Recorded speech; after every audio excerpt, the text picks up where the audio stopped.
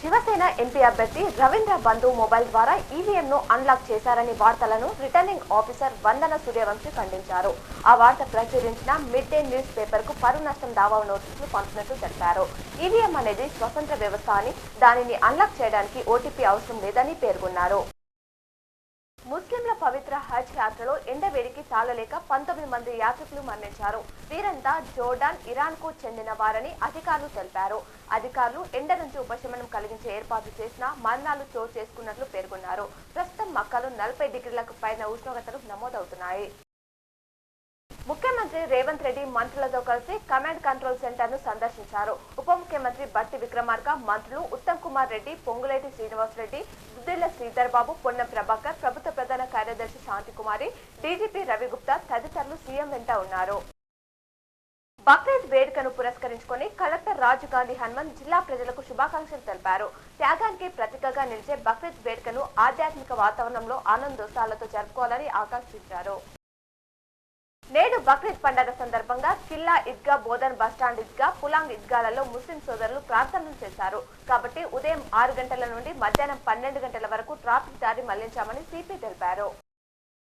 జనసేన అధినేత పవన్ కళ్యాణ్ ఈ నెల 19న డిప్యూటీ సీఎంగా బాధ్యతలు స్వీకరించనున్నారు. పవన్ కు పంచాయతీరాజ్, గ్రామీణాభివృద్ధి, పర్యావరణ, అటవీ, శాస్త్ర సాంకేతిక శాఖల బాధ్యతలను కేటాయించారు. జనసేనాని ఆలోచనలు, సిద్ధాంతాలకు అనుగుణంగా ఉన్న శాఖలను కేటాయించడంతో కేడర్లో హర్షాతి రేఖలు వ్యక్తమవుతున్నాయి.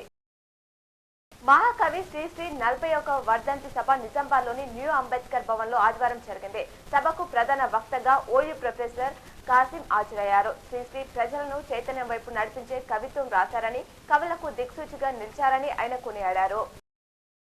జమ్మూ కాశ్మీర్లో ఇటీవల వరుసగా ఉగ్రదాడులు జరుగుతుండటంతో ఈ నెల 29 నుంచి ప్రారంభమయ్యే అమర్నాథ్ యాత్రకు భారీ భద్రత కల్పించాలని కేంద్రం నిర్ణయించింది. యాత్రికులకు RFID కార్డ్స్ ఇవ్వాలని భావిస్తుంది.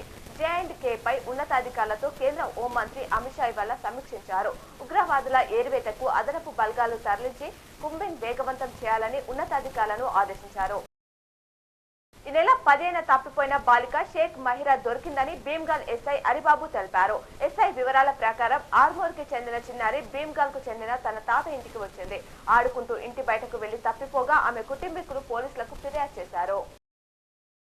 ఉత్తరప్రదేశ్ సీఎం యోగి ఆదిత్యనాథ్ దాదాపు 2 ఏళ్ల తర్వాత తన తల్లి సావిత్రిదేవిని కలిశారు.